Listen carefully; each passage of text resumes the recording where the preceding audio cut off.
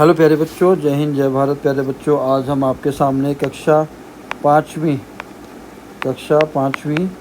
की हिंदी की पाठ्य पुस्तक से पाठ नंबर 6 जिसका नाम है चिट्ठी का सफ़र लेकर आपके सामने उपस्थित हुए हैं। प्यारे बच्चों, यह पाठ बहुत ही ज़्यादा इंटरेस्टिंग होने वाला है। इस पाठ के अंदर हम चीज़ों के बारे में सीखेंगे जो आपने नहीं की हैं या बहुत पहले होती थी। इसीलिए आपको उन चीज़ों के बारे में जब पता चलेगा कि आपके मम्मी पापा के समय में संदेश यानी कि मैसेज एक जगह से दूसरी जगह कैसे पहुंचाया जाता था, तो आपको भी जानकर यह हंसी भी आएगी और आपको अच्छा भी लगेगा कि पहले इतनी मेहनत करके मैसेज को पहुंचाया जाता था। आज के समय में जहां हमें किसी को मैसेज करना हो तो हम व्हाट्सएप, फेसबुक, सोशल मीडिया का इस्तेमाल करके तुरंत किसी के पास मैसेज भेज देते हैं। पर क्या ऐसा पहले हो सकता था या होता था कि हमें किसी को अगर कोई संदेश भेजना है, हमें उसकी ज़रूरत अभी है, तो क्या वो मैसेज या संदेश तुरंत उस व्यक्ति तक पहुंच जाता था? नहीं। तो इसका उत्तर होगा नहीं, उसको बहुत समय लगता था। कैसे? अगर आज हम आधुनिक की हम बाद में करेंगे बात। अगर हम पुरानी तकनीक या पुरानी चीज़ों के बारे में बात करें जिससे संदेश को हम एक जगह से दूसरी जगह भेजते थे, तो उसके अंदर सबसे पहले नाम आता था चिट्ठी का। ठीक है, चिट्ठी लिखा करते थे हम। ठीक है, फिर या उससे भी पहले की अगर हम बात करें तो हम कबूतरों का इस्तेमाल किया करते थे। ठीक है, कबूतरों के पैर में आपने टीवी में देखा होगा, एक पत्र लिखा, कबूतर के पैर में बांध दिया और वो कबूतर जिस जगह उस चिट्ठी को पहुंचाना होता था उसे पहुंचा देते थे। तो क्या अगला प्रश्न आता है, क्या सभी कबूतरों का इस्तेमाल उन संदेश को पहुंचाने के लिए किया जा सकता है? तो इसका उत्तर है नहीं। उन संदेश को पहुंचाने के लिए खास प्रकार की प्रजाति जिसका नाम हुमर है का इस्तेमाल किया जाता था और उनको प्रशिक्षण दिया जाता था, ट्रेनिंग दी जाती थी। कबूतरों के अलावा आपने देखा होगा कि कोई व्यक्ति है, वो एक जगह से दूसरी जगह जा रहा है, तो उसको हम प्रार्थना करते थे, रिक्वेस्ट करते थे कि आप उधर जा रहे हो, मेरे को ये चिट्ठी वहाँ पहुँचानी है, तो क्या आप वहाँ दे सकते हो? आज भी ऐसा कुछ काम हमें करना होता है कि कोई जिस जगह पर हमें कोई सामान भेजना है, अगर वहाँ कोई व्यक्ति जा रहा है तो हम उससे प्रार्थना करते हैं कि क्या वो सामान वहाँ तक पहुँचा देगा। ठीक है, और भी तरीके होते थे। आपने टीवियों में देखा होगा कि एक पत्र लिखा शाही से, उसे तीर में लगाया और दीवार पे मार दिया, वो भी एक संदेश हुआ करता था। पर आज के समय में अगर हम आधुनिक की बात करें, आधुनिक समय में ये सब चीज़ें नहीं होती। हाँ, चिट्ठी या पत्र आज भी जाते हैं। ठीक है, इसके अलावा सोशल मीडिया यानी कि जो आपका व्हाट्सएप है, ठीक है, फेसबुक है, ट्विटर है, ठीक, और भी बहुत सारे सोशल मीडिया पे जिसके द्वारा आप पर्सन को या कॉल मोबाइल के थ्रू, आप ईमेल, ठीक है, बहुत सारे ऑप्शन हैं जिससे आप अपना संदेश, ठीक है, तुरंत किसी व्यक्ति तक पहुंचा सकते हैं। तो हम बात करने वाले हैं इस पाठ के अंदर चिट्ठी की। ठीक है, चिट्ठी का सफ़र यानी कि बात का सफ़र। इस पूरे टॉपिक का नाम क्या दिया है? बात का सफ़र। अब आप सोचेंगे बात थोड़ी सफ़र करती है, तो बात सफ़र करती है। कैसे सफ़र करती है? जो आप चिट्ठी में लिखते हैं वो क्या है? जो बात आपने किसी को बतानी है वही तो आप संदेश के रूप में लिखते हैं चिट्ठी में। फिर उस चिट्ठी को आप जिसको देना है उस तक पहुंचाते हैं। तो एक्चुअल में वास्तविक में किस चीज़ ने सफ़र किया? बात ने। इसीलिए इस पूरे आप देखेंगे आपकी हिंदी की पाठ्य पुस्तक में वहाँ पर लिखा हुआ है बात का सफ़र। ठीक है, उसके बाद लिखा हुआ है चिट्ठी का सफ़र। अब चिट्ठी कैसे होती है? आपने एक कागज़ के ऊपर जो भी संदेश लिखना है वो लिखा, ठीक है, फिर उसको एक लिफाफे के अंदर पैक किया और जहाँ भेजना था उसे वहाँ भेज दिया। ठीक है, तो आइए शुरू करते हैं इस पाठ को। अगर आप हमारे चैनल पर नए हैं तो इस चैनल को सब्सक्राइब कर लीजिए और अगर यह वीडियो पसंद आता है तो प्लीज़ इसको सब्सक्राइब करें। ठीक है, चलिए अब इस पाठ की बात करते हैं। तो ये पाठ शुरू कैसे होता है आइए देखते हैं। अपनी 10-12 साल की ज़िंदगी में तुमने कुछ पत्र तो लिखे ही होंगे। हमारी बात की जा रही है, शायद आपने नहीं लिखे होंगे, मैंने लिखा है। ठीक है, आपकी इस उम्र में आपने, अब वो टाइम नहीं रहा कि आपको चिट्ठी या पत्र लिखना पड़ता होगा। वे पत्र अपने सही पते पर, समय पर, और सही पता, दो चीज़ें। पहली चीज़ है सही पता, दूसरी चीज़ है सही समय। ठीक है, कि जिसको आप लिख रहे हो उसी को मिले और जिस समय आप चाहते हो कि हाँ इस समय तक मिल जाना चाहिए, सही समय तक मिलना चाहिए। पर किस तरह पहुँचे होंगे यह बहुत सी बातों पर निर्भर करता है, जैसे कि चिट्ठी किस स्थान से किस स्थान पर भेजी जा रही है, यानी कि चिट्ठी को किस जगह से भेजा जा रहा है। मान लीजिए कोई पहाड़ी इलाकों में बहुत दूरस्थ कोई गांव है जहाँ से कोई बस नहीं आती, कोई गाड़ी नहीं आती जल्दी, गांव में वो एक डाकघर है, वहाँ से चिट्ठी भेजनी हो तो टाइम लगेगा। या किसी शहर में जहाँ पूरी सुविधा उपलब्ध है वहाँ से चिट्ठी भेजनी हो दूसरी जगह तो कम समय लगेगा। इसीलिए एक स्थान से दूसरे स्थान की बात की जा रही है। संदेश पहुंचाने की कितनी जल्दी है, तुमने पूरा और ठीक पता लिखा है कि नहीं, तुमने उस पर डाक टिकट लगाया है कि नहीं आदि। अब सब प्रश्न यह उठते हैं। ठीक है, तो पहले चिट्ठी जब लिखी जाती थी तो ये नहीं कि आपने मैसेज टाइप किया तुरंत भेजा और मिल गया, नहीं। उस चिट्ठी को लिखने का पूरा क्रम क्या था, पहले आप कागज़ पे लिखेंगे मैसेज, अपना संदेश, ठीक है, उसे एक एनवेलप में डालेंगे जैसा मैंने अभी आपको बताया। ठीक है, एनवेलप के आगे पता लिखेंगे, ठीक है, जिसको आपने भेजना है, टू या के लिए, और यहाँ पीछे वाले हिस्से में आप अपना पता लिखेंगे। अब पता भी अगर आपने सही लिखा है तभी वो पत्र वहाँ तक जाएगा, सही जगह पर सही समय पर। और अगर आपने पता पूरा नहीं लिखा है तो उस पत्र को पहुँचने में या तो ऐसा होगा कि पत्र पहुँच जाए या ऐसा भी होगा कि पत्र वापस आप तक आ जाए। ठीक है, तो जब हम चिट्ठी या पत्र की बात करते हैं तो कुछ प्रश्न मन में उठते हैं जो कि इस प्रकार हैं। आखिर चिट्ठी पर डाक टिकट लगाया ही क्यों जाए? ठीक है, पहला प्रश्न। दूसरा, पूरे और ठीक पते से क्या मतलब है, कि ठीक पता ही और पूरा पता क्या मतलब है? ज़रूरत पड़ने पर संदेश को जल्दी कैसे पहुंचाया जाए? स्थान बदलने से चिट्ठी के पहुंचने पर क्या असर पड़ता है? तो पहले की बात करें कि चिट्ठी पर डाक टिकट क्यों लगाया जाए। इस प्रश्न का उत्तर तो आपको भी समझ में आ गया कि अगर आपका कोई काम आज के समय में आप करते हो तो मुफ्त में कोई काम नहीं होता, उसके ऊपर खर्चा होता है। चिट्ठी अगर कोई व्यक्ति एक जगह से दूसरी जगह लेकर जा रहा है तो उसकी सैलरी है, उसकी सैलरी कहाँ से सरकार पे देगी, जो आप पैसा देंगे डाक टिकट के रूप में उस चिट्ठी को पहुँचाने का, इसलिए डाक टिकट लगाना ज़रूरी है। दूसरा, पूरा और ठीक पता। पूरा मतलब पता पूरा होना चाहिए, मतलब घर के नंबर से लेकर पिन कोड तक, राज्य तक सब कुछ सही लिखा होना चाहिए। ठीक क्यों होना चाहिए? अगर आपने पता पूरा भी लिखा है और अगर वो ठीक नहीं लिखा है तो चिट्ठी अपने सही पते पर, ये जो हमने दो बातें लिखी, सही पता और सही समय पर नहीं पहुंचेगी। ज़रूरत पड़ने पर संदेश को जल्दी कैसे पहुंचाया जाए? ठीक है, उसके अलग अलग तरीके थे। पहले तार होता था, चिट्ठियों की वैरायटी थी, अलग अलग तरह की चिट्ठियाँ थी, उसी के अकॉर्डिंग उनको जल्दी या देर से भेजा जाता था। जैसे रजिस्टर्ड है, ठीक है, एक रजिस्टर्ड है, एक नॉर्मल डाक होती है, तो उनको अलग अलग समय। स्पीड पोस्ट है, ठीक है, स्पीड पोस्ट जल्दी चला जाता है, रजिस्टर्ड को टाइम लगता है। स्थान बदलने से चिट्ठी के पहुंचने पर क्या असर पड़ता है? अगर आपने स्थान बदल दिया तो पहले वो चिट्ठी उस स्थान पर जाएगी जहां पर आप पहले रहते थे, वहां से डाकघर में वापस आएगी, फिर डाकघर से जिस व्यक्ति ने पत्र लिखा है या तो वहां तक जाएगी, या उस व्यक्ति ने अगर डाकघर को दूसरा एड्रेस दिया तो फिर उस नए पता पर वो चिट्ठी जाएगी। तो स्थान बदलने से चिट्ठी के पहुंचने में समय ज़्यादा लगेगा।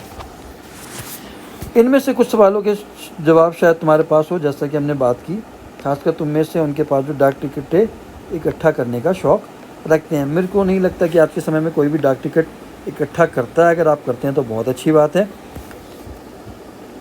इन सवालों के जवाबों के लिए ज़रा नीचे दिए गए लिफाफों को गौर से देखें। दोनों पतों को दी गई जगह में लिखो। पहला, दो चिट्ठियां आपके सामने है, पहले नंबर पर, दूसरे नंबर पर। क्या फ़र्क है इन दोनों में? बहुत महत्वपूर्ण है। पहले में पता लिखा है, देखिए डाक टिकट लगी हुई है और मोहर लगी हुई है, ठीक है। डाक टिकट लगने के बाद डाकघर अपनी मोहर लगाता है, ठीक है, तो ये लगी हुई है।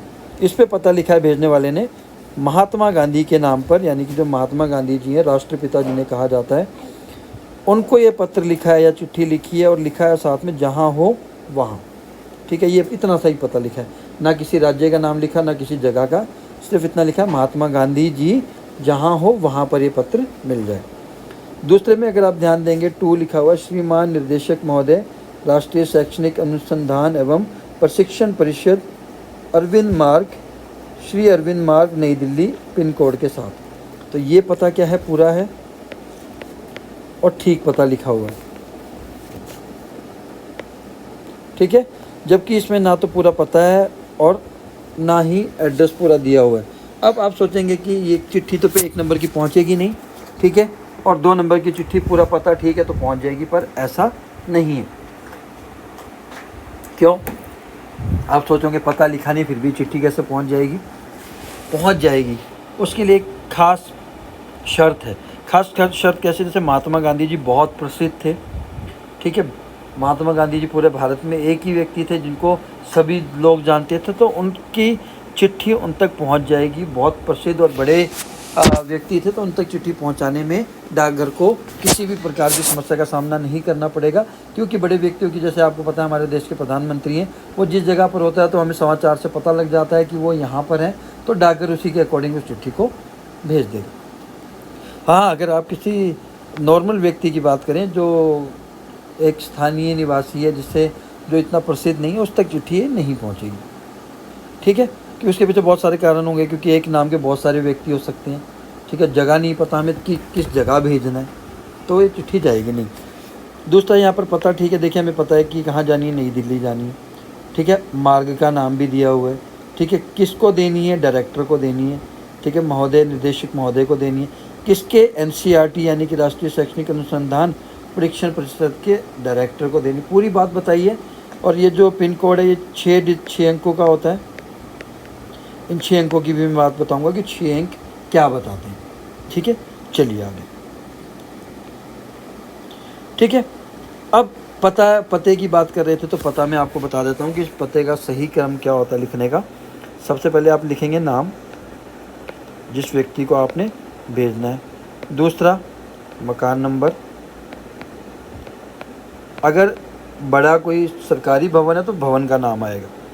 तीसरा, गली का नंबर, अगर आप किसी व्यक्ति को भेज रहे हैं, गली का नंबर, वार्ड का नंबर, यानी कि गली की संख्या लिखना था, नंबर लिख दिया, कोई बात नहीं, ठीक है, गली का नंबर आ गया। उसके बाद नज़दीक की प्रसिद्ध जगह, नज़दीक में कोई जो प्रसिद्ध जगह है उसका नाम लिखेंगे, ठीक है। 5वें नंबर पे आप लिखेंगे गांव, ठीक है। गांव के बाद आ जाएगी, कहीं पर तहसील होती है तो तहसील लिखा जाता है, ठीक है। 7वें नंबर पे आ जाएगा जिला। 8वें नंबर पे आपका आ जाएगा राज्य, अगर भारत के अंदर भेज रहे हैं तो इतना ही। और 9वें नंबर पे आ जाएगा पिन कोड।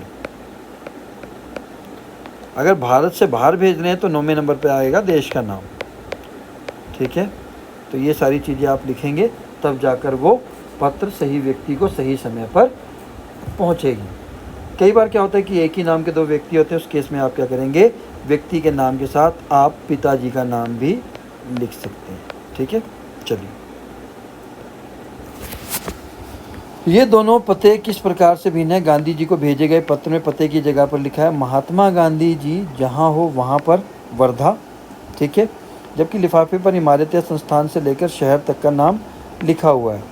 पते में सबसे छोटी भौगोलिक इकाई से शुरू करके बड़ी की ओर बढ़े हैं।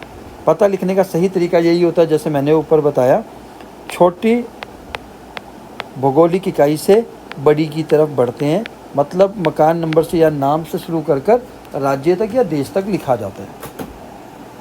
छोटी से बड़ी भौगोलिक इकाई का मतलब हुआ कि घर के नंबर के बाद गली मोहल्ले का नाम, फिर गांव, कस्बे, शहर जिस हिस्से में है उसका नाम, फिर गांव या शहर का नाम। शहर के नाम के बाद लिखे अंक को पिन कोड कहते हैं। हर जगह को एक पिन कोड दिया गया है, मैं अभी बताता हूँ, ठीक है, तभी सही जगह पहुँचेगी। यह सोचने लायक बात है कि आखिर पिन कोड की ज़रूरत क्या है, ठीक है। मान लीजिए एक बात करते हैं सूरत जगह की। सूरत गुजरात में भी है, एक ज़िला है, और भी इन भारत के किसी राज्य में सूरत नाम की जगह बहुत है। तो डाकघर को कैसे पता चलेगा कि किस सूरत जगह पर उनको यह चिट्ठी भेजनी है, ठीक है, गुजरात वाले में या किसी और राज्य को। इसीलिए काम को आसान बनाने के लिए राज्यों को क्या नंबर अलॉट कर दिए गए। जैसे हम मोटरसाइकिल का नंबर लेते हैं तो आपने देखा होगा, अगर जम्मू कश्मीर है तो JK लिखा होता है, ठीक है, अगर पंजाब है तो PV लिखा होता है, चंडीगढ़ होता है तो CH लिखा होता है। ये क्या है, डिजिट का कोड दिया गया ताकि पता लगाने वाले को पता लग जाए कि ये गाड़ी कहाँ की है। सिमिलरली अगर जब चिट्ठी की बात हो तो चिट्ठी को कहाँ भेजनी है, तो उन्होंने राज्य के अकॉर्डिंग उनको क्या दिया है, नंबर दिया। आपको पता लग गया होगा कि पिन कोड की ज़रूरत क्या है। अभी मैं आगे एक्सप्लेन करूँगा कि 6 डिजिट होते क्या हैं। हमारे देश में अनेक ऐसे कस्बे गाँव हैं जिनके नाम एक जैसे हैं। जैसा मैंने अभी आपको बताया सूरत की बात। पते के बाद पिन कोड लिखने से गंतव्य स्थान का पता लगाने में डाक छाटने वाले कर्मचारियों को मदद मिलती है और पत्र जल्दी बांटे जाते हैं। ठीक है, गंतव्य मतलब जिस जगह पर चिट्ठी को जाना है, पहुंचने का स्थान। ठीक है, पहुंचने का स्थान। अब पिन कोड की बात की कि पिन कोड की शुरुआत कब हुई थी? 15 अगस्त 1972। अब 15 अगस्त की बात की जाए तो आपको हमारा स्वतंत्रता दिवस याद आएगा।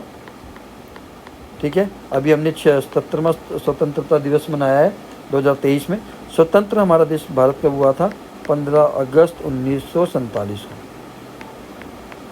ठीक है, तो डाक पिन कोड की शुरुआत कब हुई थी? 15 अगस्त 1972 को।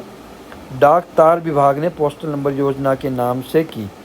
किस योजना से की? पोस्टल नंबर योजना, बहुत इंपॉर्टेंट है। ठीक है, और कब से की? 15 अगस्त 1972 से। जाहिर है कि गांधी जी को मिले इस पत्र पर, उन्हें मिले किसी भी पत्र पर पिन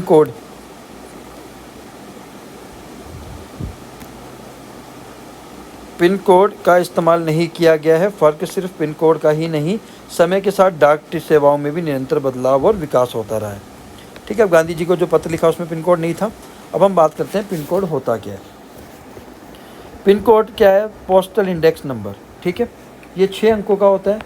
ठीक है, 6 अंकों का होता है। हर एक अंक का एक खास स्थानीय अर्थ है। ठीक है, अब मैं आपको बात जो बताने जा रहा हूँ वो बहुत ध्यान से सुनिए। जो 6 अंक होते हैं, ठीक है, उसके अंदर जो सबसे पहला अंक होता है, बहुत इंपॉर्टेंट है, इस चीज़ को आपको बहुत ध्यान से समझना है। ठीक है, पहला अंक आपको बताता है जोन। ठीक है, जोन का मतलब होता है पूर्वी भाग, उत्तरी भाग, पश्चिमी भाग या दक्षिण भाग। ठीक है, एक उदाहरण के लिए जैसे हमारे उत्तरी भारत को क्या कोड मिला है? 1 और 2। ठीक है, नॉर्थ को 1 और 2। ठीक है, वैसे ही 3 और 4। ठीक है, 5 और 6। पश्चिम के लिए यानी कि वेस्ट के लिए 3 4, साउथ के लिए 5 6 और ईस्ट जोन के लिए 7 8। तो आपको यहाँ से पता लग जाएगा कि पहला अगर अंक 1 या 2 है तो वो उत्तरी भारत का पत्र है। ठीक है, पहला हो गया जोन। दूसरा जो आपका नंबर होता है ये होता है सब जोन। सब जोन जैसे कि दिल्ली है, हिमाचल है, पंजाब है, ठीक है, हरियाणा है, तो ये सब जोन के अंदर आ जाते हैं। ठीक है, दूसरा डिजिट आपको समझ में आ गया। तीसरा जो आपका डिजिट होता है वो होता है डिस्ट्रिक्ट, यानी कि ज़िला। ठीक है, जैसे पंजाब की बात करूँ तो एस नगर, साहिबजादा अजीत सिंह नगर, मोहाली, ये क्या है? डिस्ट्रिक्ट है, ज़िला है। तो तीसरा जो डिजिट है आपको वो बताता है। बाकी जो लास्ट के 3 डिजिट हैं, आखिरी 3 जो नंबर हैं, वो उस ज़िले के डाकघर का नंबर होते हैं। तो ये था 6 अंकों का खेल। ठीक है, अब इतना कुछ पढ़ने की ज़रूरत नहीं है। आपको ये बोला गया है पता करो, नहीं आया तो आप इसको एक बार ध्यान से समझ लीजिए। मैं एक बार फिर बता देता हूँ। ठीक है, जैसे एक उदाहरण ले लेते हैं, 18 21 21। ठीक है, अब यहाँ से मैंने आपको बताया था कि जो 1 है वो नॉर्थ का है, यानी कि उत्तरी भारत का है। ठीक है, वैसे ही अगर आप एक और बात करें तो ये जो 18 है, अगर आपको पूरी तरह याद करना, 18 या 19 नंबर किसको दिया गया है? जम्मू एंड कश्मीर को। ये भी एक तरीका है, लेकिन आपको पहले डिजिट से याद करना है जोन, उत्तरी जोन का है, कहाँ का है? जम्मू या कश्मीर का है। जम्मू कश्मीर में किस ज़िले का है? और ये लास्ट के 3 जो कोड बचे हैं ये बताते हैं कि जम्मू कश्मीर के किस ज़िले के किस डाकघर का है। लास्ट के 3 जो डिजिट हैं वो डाकघर का नंबर होते हैं। ठीक है, अब बात करते हैं टिकट संग्रह। आपने जो टिकट आपके सामने दिख रही हैं, आपने बहुत सारी डाक टिकट देखी होंगी, नहीं देखी तो आप नेट पर सर्च करिए, इसमें से कुछ आपके सामने दी गई हैं। तो डाक टिकट आपको बहुत बड़े बड़े व्यक्तियों के, प्रसिद्ध व्यक्तियों के, जैसे महात्मा गांधी जी का भी मिल जाएगा। ठीक है, गांधी जी का भी मिल जाएगा, मेजर ध्यानचंद जी का भी मिल जाएगा, नेशनल एनिमल यानी कि जो हमारा राष्ट्रीय पशु है उसका भी मिल जाएगा। बहुत सारे डाक टिकट है, तो आप देख सकते हैं, आप नेट पर सर्च कर लीजिए। ठीक है, तो इनको इकट्ठा करना, या अगर आप इकट्ठा करने का शौक़ रखते हैं तो बहुत अच्छी बात है। चलिए, बहुत पुराने समय में कबूतरों के द्वारा संदेश भेजे जाते थे, मैंने बताया। आज के समय में तो ईमेल, इंटरनेट या व्हाट्सएप, सोशल मीडिया का इस्तेमाल हो रहा है, पर पहले समय, उससे भी पहले कबूतरों का इस्तेमाल किया जाता था। जब संदेशवाहक कबूतरों की बात हो रही है, संदेशवाहक कौन होते हैं? जो संदेश को एक जगह से दूसरी जगह लेकर जाते हैं, संदेश को एक जगह से दूसरी जगह लेकर जाते हैं। तो उन इंसानों की बात कैसे ना हो जो ऐसे समय में डाक पहुंचाने का काम करते हैं जब संचार और परिवहन के साधन बेहद सीमित थे। सीमित मतलब लिमिटेड थे। जब हम कबूतरों की बात कर रहे हैं तो हमें उन लोगों की भी बात, यानी कि इंसानों की बात करनी होगी जिन्होंने उस समय डाक छापने का काम किया, जिस समय गाड़ियों की कमी बहुत ज़्यादा होती थी। मतलब अब तो गाड़ियाँ बहुत ज़्यादा आपको दिखती हैं, लेकिन आज भी ऐसे गाँव हैं जहाँ पर गाड़ियाँ नहीं जाती हैं जल्दी। ऐसी जगह पर डाकघर, डाकिया पैदल चल के 5-5, 10-10 किलोमीटर चल के चिट्ठी बांटने जाते हैं, और ऐसी जगह पर डाकियों का सम्मान भी बहुत ज़्यादा होता है। बात हो रही है उन हरकारों की जो पैदल ही आम आदमी तक चिट्ठी पत्री पहुंचाने का काम करते रहे। हरकार मतलब डाकिया, ठीक है। हरकार जो सभी काम करें, हर कार मतलब काम, ठीक है। राजा महाराजाओं के पास घुड़सवार हरकारे हुआ करते थे जो घोड़े पर ले जाते थे, आपने फिल्मों में भी देखा होगा, ठीक है। हरकारों को ना सिर्फ हर तरह की जगहों पर पहुंचना होता था, उनको चिट्ठी हर जगह पहुंचानी होती, चाहे जगह जैसे भी हो। तो जंगल से भी निकलना पड़ता था, बारिश के मौसम में, धूप के मौसम में, सर्दी के मौसम में, तो बल्कि डाक की रक्षा भी करनी होती थी उनको। ये नहीं कि डाक लेके जानी है, उसकी रक्षा भी करनी होती। रक्षा किससे? लुटेरे आ गए, बारिश हो गई, ख़राब हो गई, ठीक है। जंगल में जंगली जानवर हैं, डाकू, लुटेरों या जंगली जानवरों की चपेट में आने का डर हमेशा बना रहता था। आज भी भारतीय डाक दुर्गम का मतलब उस जगह पर जहाँ पर जाना कठिन हो, उस जगह को हम कहते हैं दुर्गम जगह। दुर्गम और पहाड़ी इलाकों तक डाक पहुंचाने के लिए हरकारों पर निर्भर करती है, क्योंकि आज भी, मैंने अभी बताया कि ऐसे गांव है जहां पर आज भी बस की सेवा या गाड़ी की सेवा नहीं है, आसानी से नहीं। जम्मू कश्मीर के लद्दाख खंड में पदम, जंस्कार जैसी कई जगह हैं जहां हरकारे डाक पहुंचाते हैं। क्यों? क्योंकि बसें नहीं जाती, गाड़ियाँ नहीं जाती, ठीक है। वो जगह ऐसी नहीं होगी जहाँ पर गाड़ियाँ चलाई जा सकें, तो हरकारे ही लेके जाते हैं। आजकल तो संदेश भेजने के नए तेज़ और साधन आसानी से उपलब्ध हो गए हैं। जैसे डाक बांटने में हवाई जहाज़ काम आ रहा है, पानी के जहाज़ काम आ रहे हैं, जाने कौन कौन से साधन इस्तेमाल किए जा रहे हैं। ये आधुनिक हैं, ठीक है। ये हरकारे, घुड़सवार ये पौराणिक थे, यानी कि पुराने तरीके थे। यह हवाई जहाज़, ये सब क्या है? आधुनिक है। डाक विभाग भी पत्र, मनी ऑर्डर के साथ ईमेल, बधाई कार्ड आदि लोगों तक पहुँचा रहा है।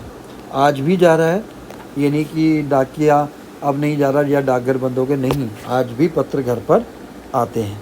बहुत से लोग इसका आज भी इस्तेमाल करते हैं। कबूतरों की उड़ान से लेकर हवाई डाक सेवाओं तक का सफ़र दिलचस्प करने वाला है।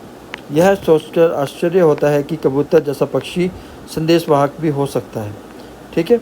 कबूतर की कई प्रजातियां होती हैं और ये सभी संदेश लाने ले जाने का काम नहीं कर सकती। मैंने आपको पहले ही बताया कि सभी प्रकार के कबूतर संदेश वाहक नहीं बन सकते। इसके, ठीक है, एक जो खास स्पेशल जो प्रजाति, उसका नाम है ग्रहबाज या हुमर। मैंने आपको बताया हुमर, जिसे प्रशिक्षित यानी कि ट्रेनिंग देकर डाक संदेश भेजने का काम करवाया जा सकता है। आखिर कबूतर अपना रास्ता ढूंढ कैसे लेते हैं? उन प्रवासी पक्षियों के बारे में सोचो, पता करो कि वे कैसे सैकड़ों मील का रास्ता और सही जगह सही तय कर पाते हैं, ठीक है। तो पक्षी बहुत समझदार होते हैं। ये जो कबूतर थे हुमर, इनके बारे में भी है कि इनका जो जीवन काल होता है वो 15 से 20 साल होता है। मतलब इनकी उम्र इससे ज़्यादा नहीं जीते।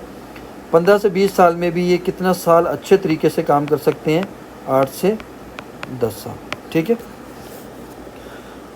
उड़ीसा पुलिस खास तौर पर हुमर कबूतरों का इस्तेमाल राज्य के कई दुर्गम इलाकों में संदेश पहुंचाने के लिए कर रही है। कौन सी पुलिस? उड़ीसा। कानून व्यवस्था, संकट और अन्य मौके पर संदेश के लिए ये कबूतर बहुत ही उपयोगी साबित हुए हैं।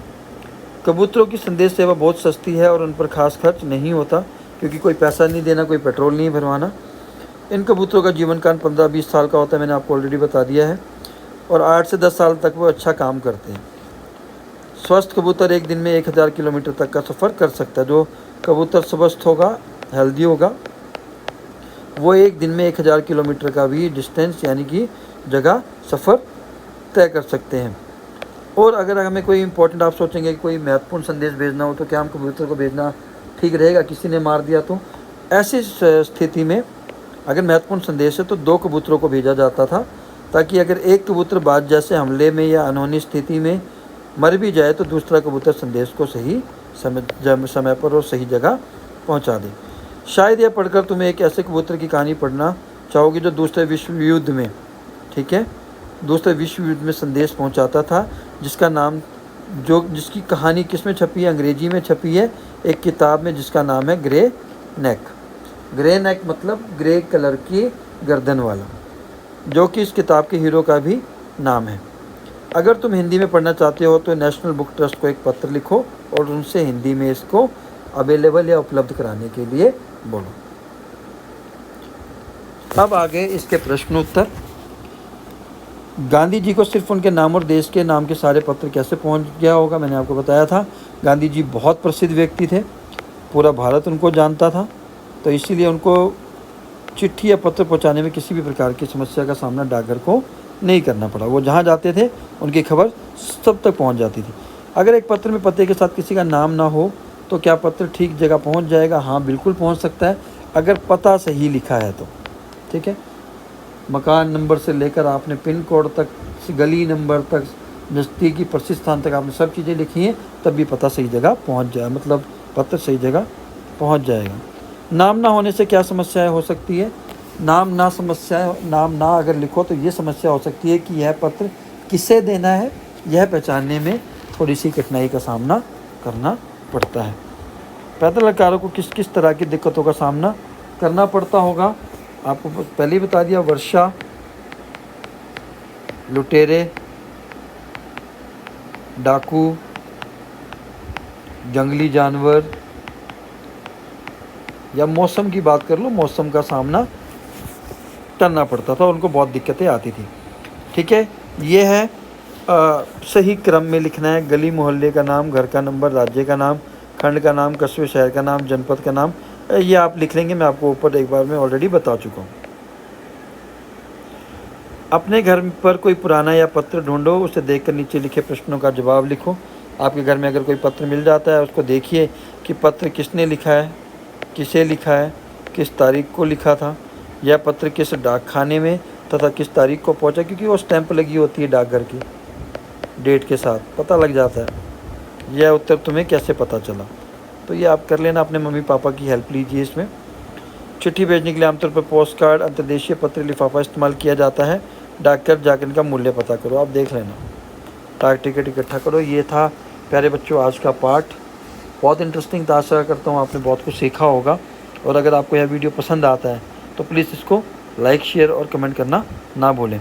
आगे है शब्द को संगीतज्ञ, ये इकट्ठा करना आपके ऊपर है। ये है पोस्ट बॉक्स का जो चित्र, ठीक है, एक तरफ से चिट्ठी आती है, फिर एक तरफ निकल जाती है, डाकिया लेकर चला जाता है। इसको डाकिया कैसे बांटता है, कैसे अलग करता है?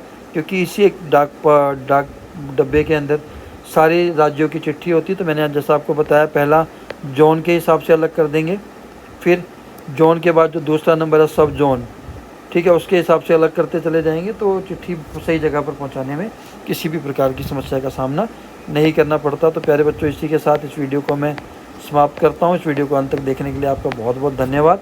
अगर अब यह वीडियो पसंद आता है तो प्लीज़ लाइक करें और शेयर करें। आज के लिए इतना ही, फिर मिलते हैं नए वीडियो में नए टॉपिक के साथ। तब तक के लिए जय हिंद, जय भारत।